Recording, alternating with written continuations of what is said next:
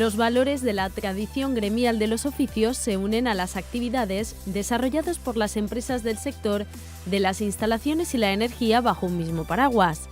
Agremia es la asociación que las agrupa. Integrar a todos los subsectores que están presentes en la asociación. Gas, calefacción, electricidad, fontanería, climatización, frío industrial, etc. Este es el tercer año en el que la entidad está presente en la Feria de la Climatización y la Refrigeración celebrada en Madrid.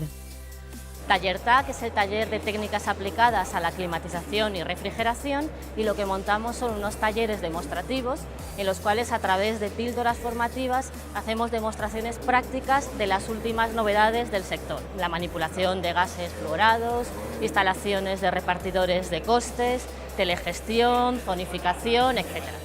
La afluencia al stand de Agremia ha sido continua, tanto por parte de empresas asociadas como de otras nuevas que han entrado a formar parte de la organización empresarial.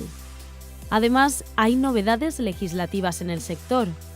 Coincidiendo con Taller TAC, además estamos esperando la publicación de la transposición de la Directiva de Eficiencia Energética en lo que afecta a repartidores de costes, y ha coincidido también con la publicación del Real Decreto sobre manipulación de gases fluorados.